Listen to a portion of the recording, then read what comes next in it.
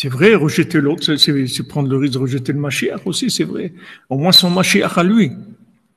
Voilà, c'est une faveur, comme vous dites, Mademoiselle Frima, c'est une faveur qu'on lui fait, exactement. Il est beau le mot. C'est une faveur qu'on te fait. Tu vas pas maintenant faire tu viens acheter quelque chose.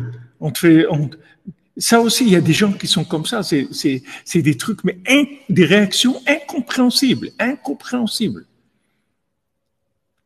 Il y a quelqu'un qui vient acheter quelque chose, d'accord?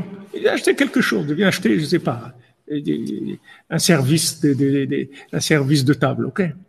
Alors tu lui dis, écoutez, on est content que vous ayez acheté ce service de table chez nous, etc. On veut vous faire un cadeau. Alors on lui offre une bouteille, par exemple une petite bouteille en verre.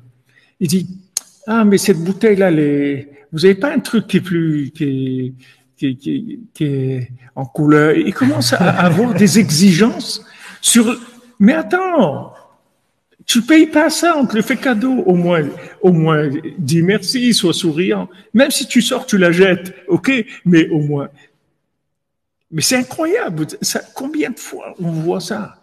Que vous donnez, comme on dit, tu donnes la main, il veut te prendre le bras. Tu donnes le doigt, il veut te prendre. Mais dis merci. Non.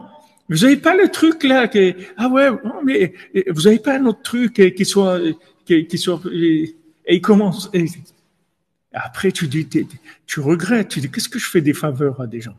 Et je suis fou de faire des faveurs à des gens. Je suis fou.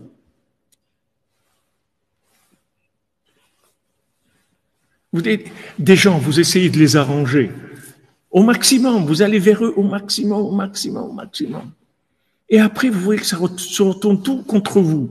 Mais en fait, pourquoi? Parce que vous avez été trop loin dans la bonté, c'est tout. Il fallait pas faire de faveur. Fait dire les amis, c'est comme ça, c'est tout. C'est tout.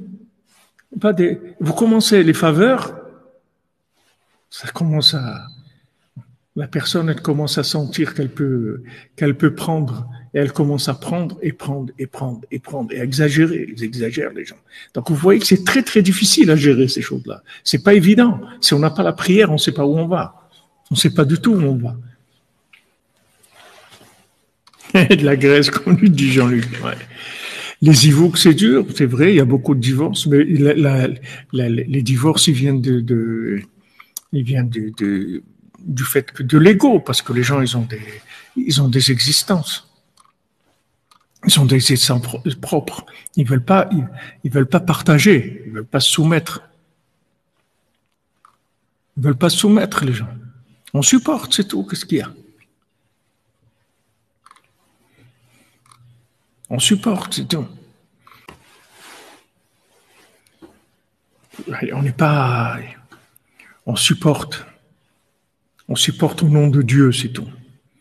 Le Dieu, il nous supporte, oui. Il nous supporte bien. S'il voulait être exigeant, on serait tous morts déjà. Hein?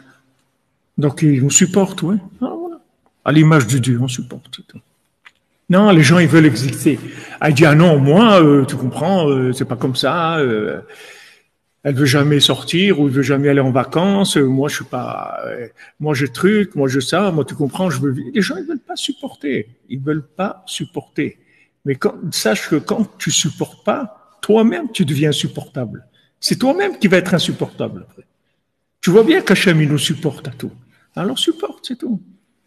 Pourquoi tu vas supporter? Au nom de Dieu, c'est tout. Pas parce que tu as peur ou truc. Au nom de Dieu. Tu supportes pour Dieu, c'est tout. Parce que Dieu, tu es rad. Dieu, tu me supportes, moi aussi. Comme Dieu l'a dit à Yov. Il dit, tu vois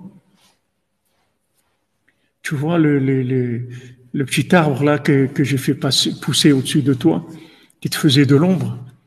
Tu vois, il y a un animal qui est venu, qui l'a rongé, il l'a détruit.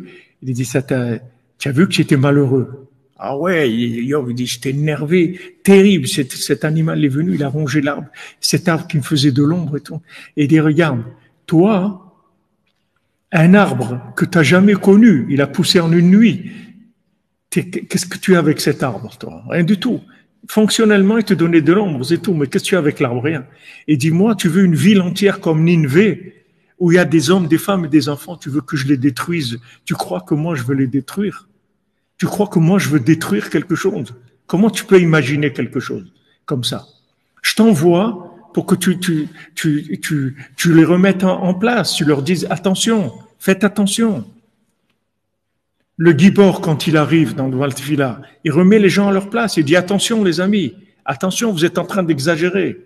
Là, vous tirez sur la bobinette, là, ça va pas, là. Faites attention. Faites attention. Il faut vous soumettre. Faites attention. Celui qui se soumet, il est toujours gagnant. Toujours gagnant. Toujours gagnant. Il finit toujours par dominer. La soumission, ça amène le pouvoir. Les gens qui sont soumis, c'est les gens que leur futur, c'est un grand pouvoir. Parce que le chemin du pouvoir, c'est la soumission.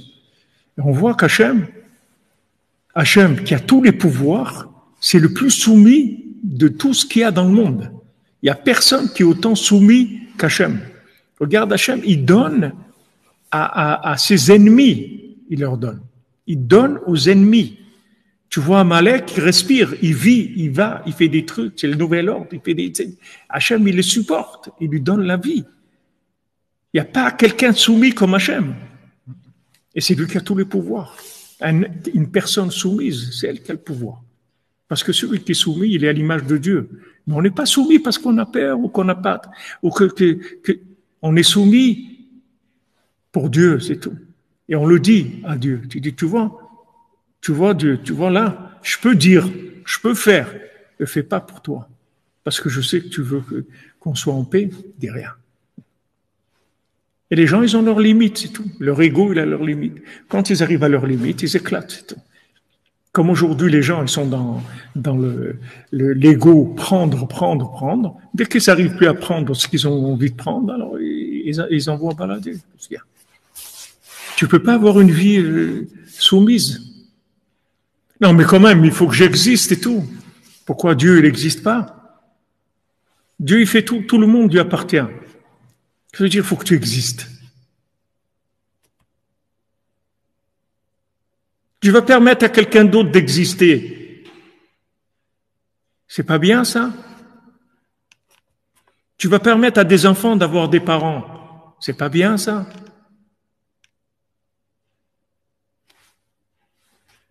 Non, il faut que j'existe, moi. Qu'est-ce que tu es, toi? Toi seul, t'es rien. T'es l'otov. Dès qu'on est deux, on est tov. N'importe quelle forme de deux, on est tov. N'importe quelle forme. Pourquoi? Parce qu'on rentre dans l'épreuve de commencer à se supporter. C'est extraordinaire de se supporter. On se supporte, on devient des supporters aussi. Exactement, Madame Célestère, vous avez raison. Les gens faibles, ils n'arrivent pas à se soumettre. Ils n'arrivent pas. Vous voyez les gens, quand je vous ai dit tout à l'heure, et l'autre fois, je vais parler de l'uniforme, de l'habit et tout, les gens faibles, ils peuvent pas mettre un uniforme. Il faut que à travers leurs vêtements, on voit qu'ils sont pas comme les autres, qu'ils sont quelqu'un de spécial. Alors il faut qu'ils mettent un petit truc qui est pas comme tout le monde. Comme ça, ils existent. Mais s'ils sont comme tout le monde, ils ont l'impression qu'ils n'existent pas du tout. Ils n'ont pas d'existence. Mais l'existence, c'est pas l'apparence, la manifestation extérieure d'une différence. L'existence, c'est quelque chose d'intérieur. Qu'est-ce que ça te change d'être comme ça ou comme ça, dans le côté extérieur? Si tu as une existence d'intérieur, voilà. Si tu vis avec Dieu, tu as besoin d'exister dans le respect des rapports humains qui te donnent de l'honneur ou des trucs. Tu n'as pas besoin de ça. Tu existes avec Dieu, c'est tout. Tu as un rapport avec Dieu. C'est ça, l'existence, c'est s'attacher, c'est s'inclure dans le tzaddik. Celui qui s'inclut dans le tzaddik, il n'y a pas une plus grande existence que ça. Mais il faut déjà commencer par des petits exemples. Si vous pouvez pas vous soumettre à une petite confrontation à quelqu'un qui est pas d'accord avec vous sur un truc, vous n'êtes pas capable de vous soumettre. Comment vous allez vous soumettre au tzaddik? Comment vous allez vous soumettre à Hachem? Il y a des petits exemples de soumission de tous les jours. Ces petits exemples de soumission, c'est de l'entraînement pour la grande soumission. C'est de l'entraînement, comme il dit ici. Chaque plante que tu vois, c'est une âme. Et maintenant, elle est sous une forme d'une plante. Mais c'est une âme, c'est pas une plante. Seulement pour que tu puisses avoir un rapport qui soit pas pour toi déboussolant alors on te l'a mis sous la forme d'une plante ou d'un fruit ou quelque chose. Ce fruit il est agréable, il a un parfum, il a un goût, il a une forme, etc. Mais ce fruit c'est une âme, c'est pas un morceau de matière. Il y a une âme dedans. Et pour te le rendre agréable et accessible, on te l'a mis sous la forme sous la forme d'un fruit. C'est la même chose. Maintenant il y a des gens qui sont différents, qui ont des façons de voir différentes, qui ont des comportements différents. Ok, on supporte, c'est tout. On est là, dans ce monde, pour supporter, il faut que vous le sachiez. Nos sages, ils disent, celui qui a tout compris, c'est celui qui supporte, c'est tout, il a tout compris. Parce qu'il est gagnant. Quand tu supportes, tu prends des fondations, elles supportent. Mais tout l'immeuble, il tient sur eux. C'est eux, tout l'immeuble, c'est à eux. Et pourtant, qu'est-ce que c'est? Des fondations. Tu viens, tu vois, il y a des trous dans la terre et du béton. C'est tout. Alors qu'en haut, tu vas voir des salles avec des couleurs, de la musique, de la lumière. Et tout ça, ça tient sur la fondation. Si les fondations, elles disent, je m'en vais, il n'y a plus rien. C'est terminé. Donc ça, il faut le savoir.